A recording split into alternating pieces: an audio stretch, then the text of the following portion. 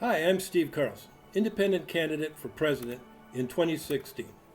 Recently, Hillary Clinton, who criticized Bernie Sanders for thinking socialism would work in the United States, as well as it supposedly does in Denmark, refused to comment on whether she sees any problems with socialism. This is as shocking as the handshake at the Las Vegas Democratic debate with Bernie Sanders, because he said no one wants to hear about her Benghazi emails in the cover-up of the killing of an American ambassador, somehow involved in trying to ship weapons from Libyan militias to Syrian fighters, resulting in the rise of ISIS. This is not a fair deal. It is unethical. She made a similar deal, the handshake, with Martin O'Malley, who agreed with Sanders and Clinton. Given that the DNC chair, Debbie Wasserman-Schultz, insists there can only be 6 debates to help Clinton, this performance by the Democrats is seriously troubling. Thankfully, social media has already helped rebut these dangerous positions encouraged by the Democratic Party. Bernie Sanders and Martin O'Malley now have blood on their hands. The debate was just a buzzing, blooming confusion. People are starting to pick up the pieces in the social media and some of the mainstream media, who are carrying the storyline of her big win. And of course, Clinton's probably using a teleprompter. She's got all these zingers out there. However, there are some patterns. Clinton engineered a win, so-called, with CNN when they gave her every chance to say whatever she wanted to say, the most ridiculous things. I think she and Bill must have gone over it.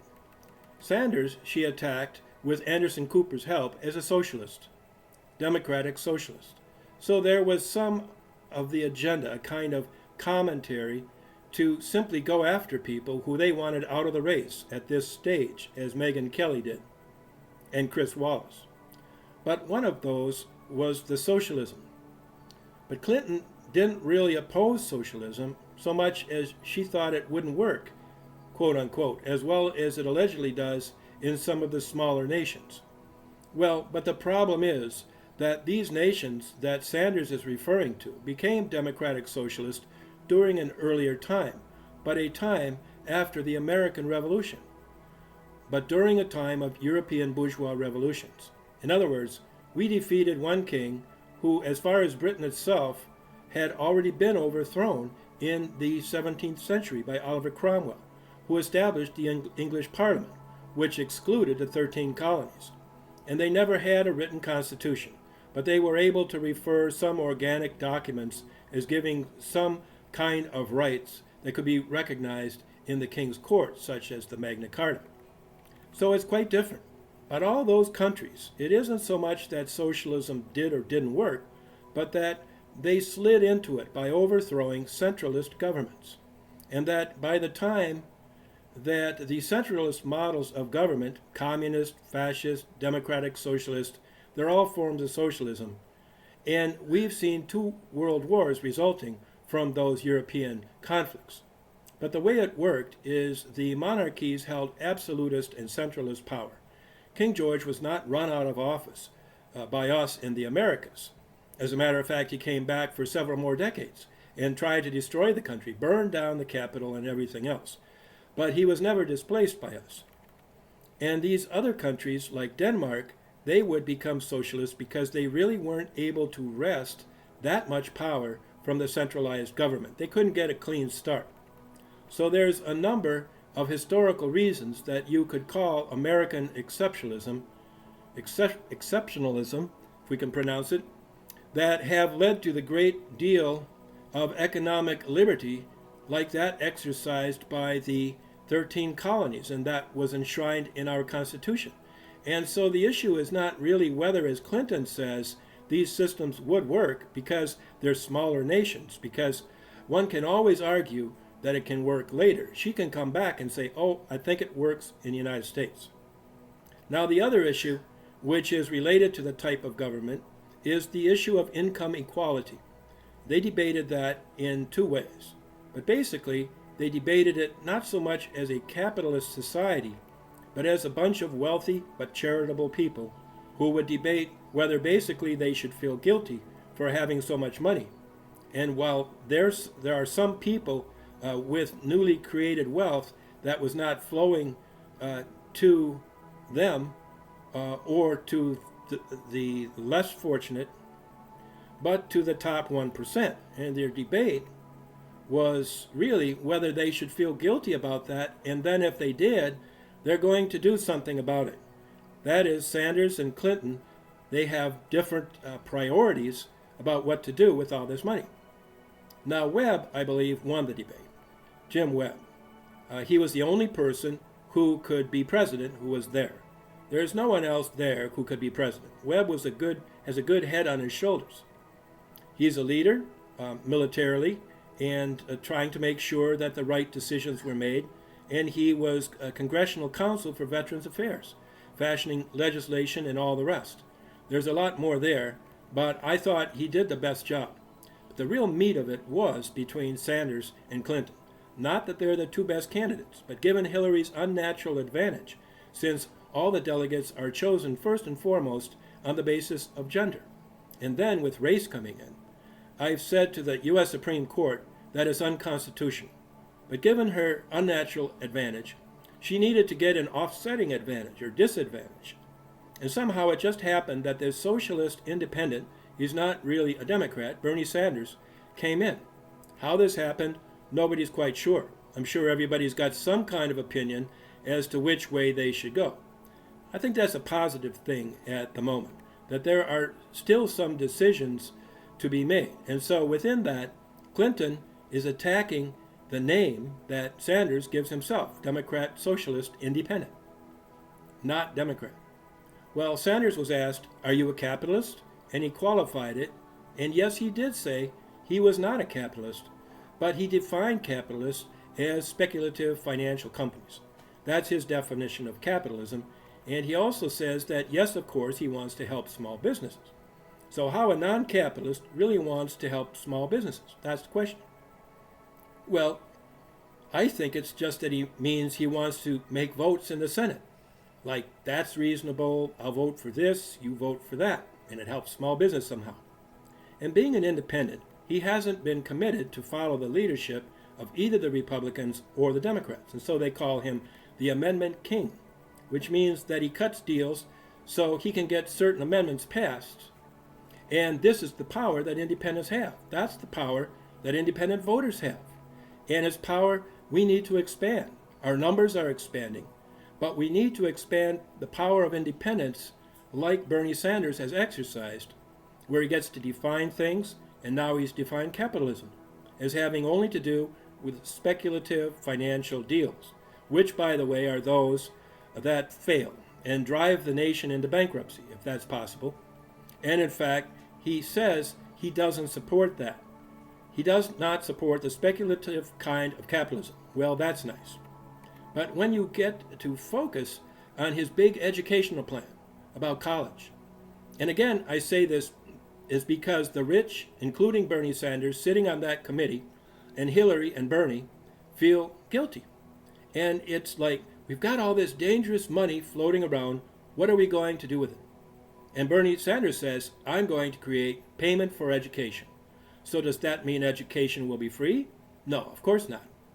It doesn't mean that at all. It means that he's going to give a deal in the funding of certain institutions of higher education. And I promise you, it's just for certain age groups. It's not going to be for everybody. Those are just words that they use. People say right out of high school, in the last 2 years or otherwise, are able to qualify. They're going to qualify to have their tuition paid. But by whom? By the hedge fund speculators. So in other words, since they have a hedge fund and everybody is protected and everybody gets this funny money, why not give a cut of this funny money to the students? And then there's this idea they'll get real smart, and then, well, nobody really knows whether they're going to be good capitalists and invest and innovate and compete against the world, or whether they're going to create the ultimate collectivist state and become fascists, or communists, or socialists, emperors, or kings. Who knows? And it's counter to American values, and it's probably not something we want. And yet there's so much despair, really.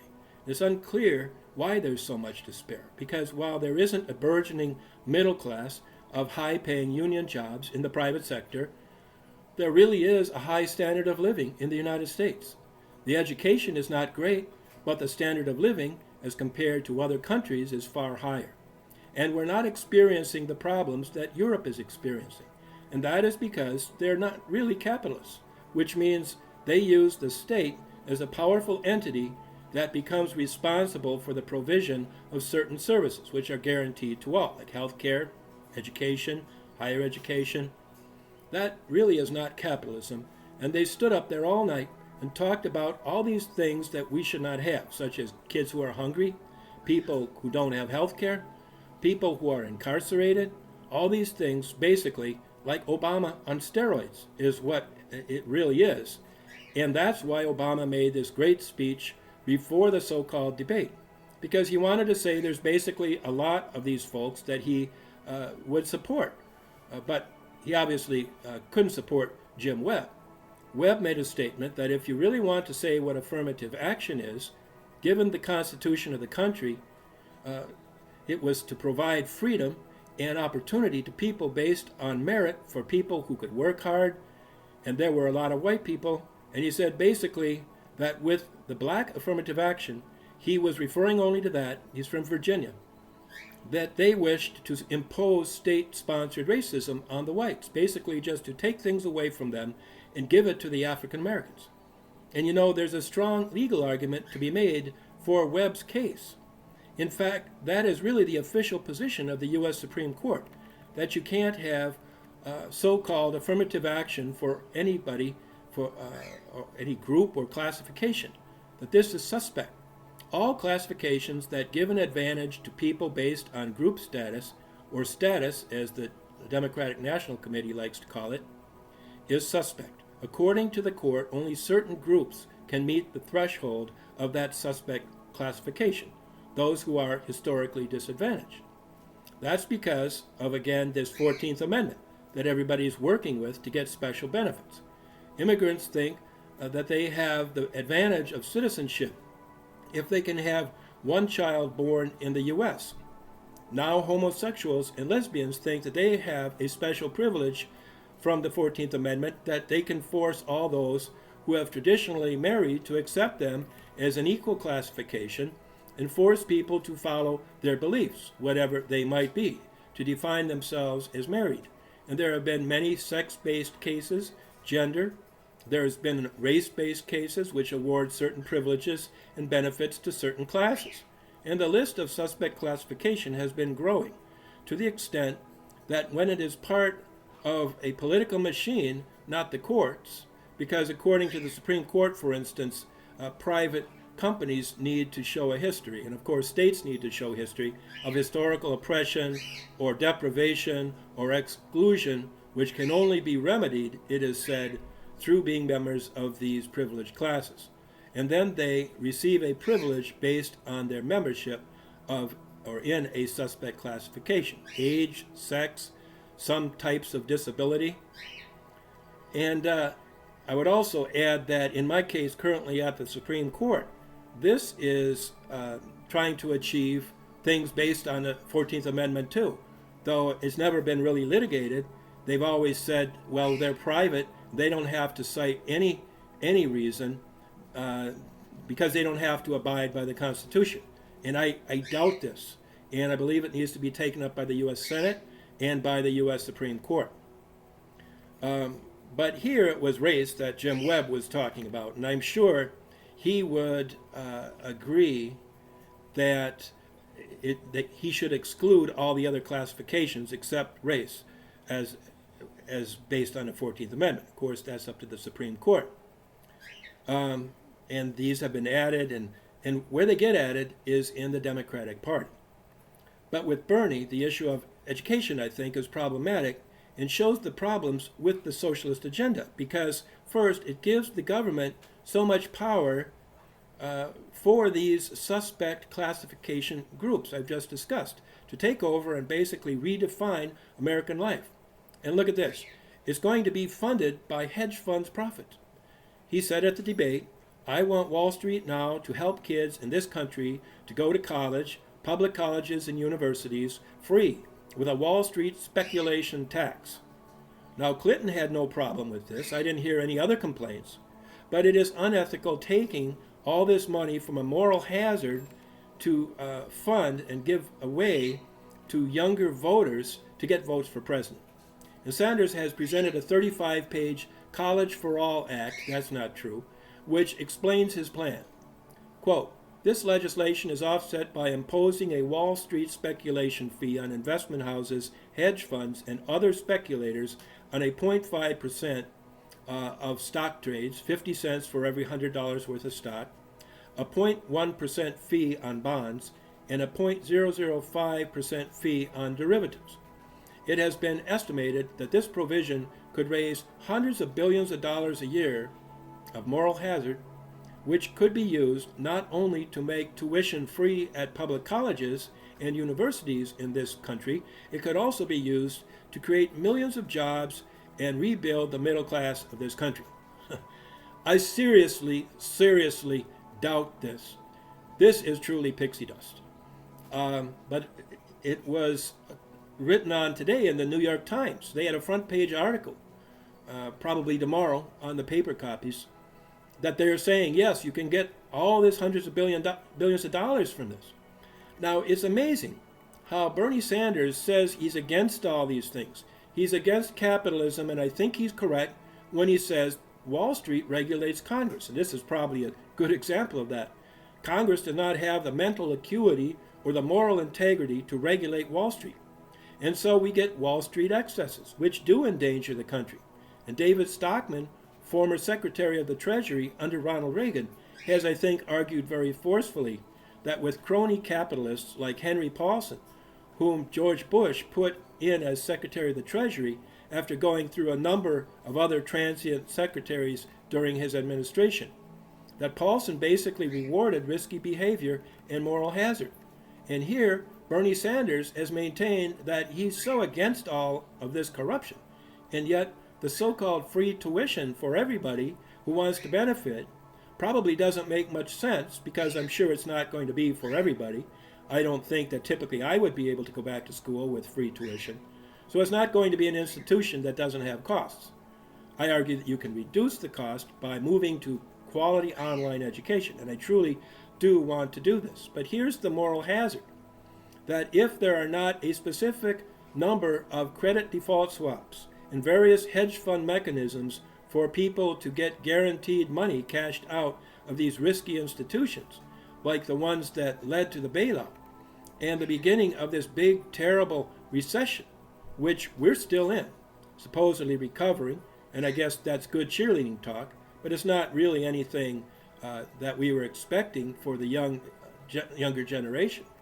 But if there's not any of these kinds of transactions, which Bernie says are terrible and corrupt, that there's going to be no money to fund these colleges. And there's certainly going to be little or no incentive for the colleges to become more efficient and raise their standards. They're going to take all of this money as long as it's there, but they're getting that money rests on the proposition that there's going to be hedge fund people who are going to have these enormous gains, which now are going to be so great that they're going to pay for all the education in the country. Well, some people have called this pixie dust. I really think that as bad as Clinton is, by no means should she be president. And Bernie Sanders does not really have any credible plans, nor does Clinton have credible plans. And Jim Webb said it perhaps best. The revolution isn't coming, Bernie, and the Congress is not going to pay for all this. And I guess by the revolution he means Sanders being able to crack down on Wall Street, where Hillary is, and take all that money and pay for free college education. It probably will be like 4 years, and it can't go longer than 4 years, and who knows, maybe there'll be an incentive to reduce the cost through more quality online education, should this all happen. But it will depend on the good fortune of speculators, as Bernie decries. I'm not sure this is even socialism. So between these two, there was this big clash in the debate about socialism and capitalism, and it was all primarily nonsense. And Trump and some others tweeted how funny it was for them to watch Democrats try to debate about who is and isn't a capitalist and about how money and markets work. So basically, they wasted a whole debate, because they basically show that while they're at each other's throats, that in reality they have no plans. And in the end, Hillary Clinton sails through, and she says she's not like Barack Obama. Hey, she's a woman. I mean, this is just incredible that this is why she wouldn't be a third term, as if anybody would want one, of Barack Obama. So she'll do all the cheerleading to get all the women of the country out. And apparently there was a lot of discussion also about the emails regarding Benghazi, and she made a good deal. Obviously, before the debate started, with the person on her left, which was Martin O'Malley, who is in deep trouble because of all his ties to Baltimore, and people saying he caused all the rioting. Well, that's obviously not true, but he made a deal with Hillary that he would join with Bernie Sanders and say, people are sick and tired of hearing about her damn emails. That's the language that they used. And Bernie Sanders actually shook hands because Hillary extended her hand, and they shook hands on that. It's almost as if Hillary wanted to nail him down. Is he really going to agree to this? Well, he did agree. He doesn't care at all about national security. So this is really a very dangerous trend that we saw in this Democratic debate in Las Vegas.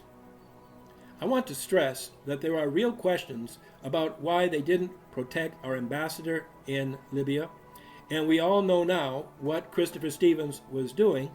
Whether he was fully apprised of it or not is not clear, because apparently he was supposed to go up to some Libyan terrorists and tell them to give him all these rockets, which are now being used in Syria or some such military weaponry, and turn it over to the rebels, quote unquote, so that they would no longer have to fight each other in Libya. Well, that's typically not what we would use our embassy for. And then there was all this cover-up. And now these weapons are being used, we found out, to arm ISIS because weapons were freely exchanged between the Sunnis who could not get into power in Iraq. And they're being used there. And so they have them, they didn't have them to fight in Libya anymore, but now they're fighting in between Iraq and Syria. And so those who could not get into power in Baghdad went out in the desert, probably with the blessings of Joe Biden and Obama and Clinton, and set up a new, what they hoped would be a caliphate. Well, now the Russians are raining on that parade, and they are apparently tearing up the enemy, their enemy, and our enemy, ISIS, whom everyone admits is atrocious, but whom Obama refuses to admit are Muslims, although they have great support among Muslims in the U.S. and other Western countries who migrate to that desert. And it appeared even that because of the policies followed by Barack Obama and supported in this very debate by Hillary Clinton, that there is a greater migration still to that little enclave which is being protected by Obama. And ISIS will continue to take root. And Obama has made it very clear in a recent 60 Minutes interview that he would favor that. If their behavior changes and other Westerners, then they will let them remain a state.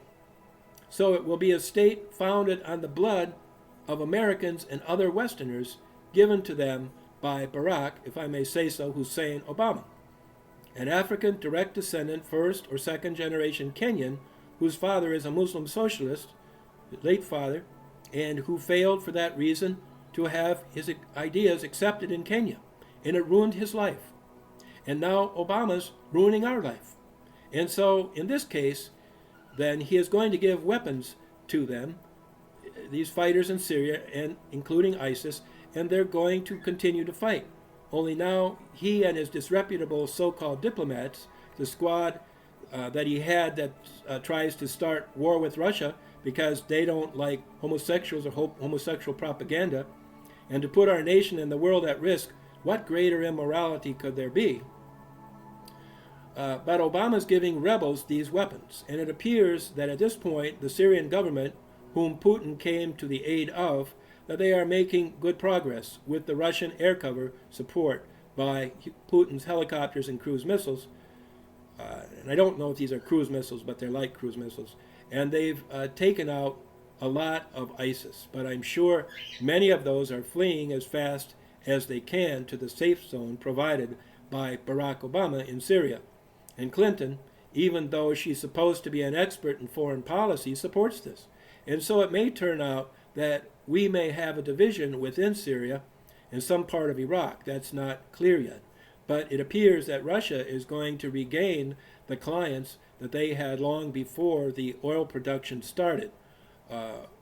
Iran, Iraq, and they will be a formidable force, possibly Turkey too. And it's very definitely changing the balance of world power. And it appears to be because Obama himself, either he seriously believes and is misguided, or he really wants to bring about a huge Arab state there right beneath Russia, which we would have to negotiate with at best, I suppose, to have any access to the oil and other resources. In this first Democratic debate, there were some very important points to define the differences between the Republicans and the Democrats, but especially between the various Democrats. And I think there's enough there that independent voters, such as myself, can continue to pay attention to them and to make a determination of who, if anybody, is qualified to lead this nation as president. And it seems the further we go, the deeper we dig, the real problem that we face is really the lack of practical solutions from the White House, Obama, and the people he's supporting, either Sanders or Clinton. And we see them duking it out, basically just saying, Hillary says, it doesn't matter at this point. It never mattered. All that will ever matter for Clinton is that she's a woman and that she has quotas for delegates lined up to take the Democratic nomination from Sanders and everybody else, because 50% of the delegates have to be women. All of the delegates and all offices. And that is going to result in her being the first woman, because the first woman president.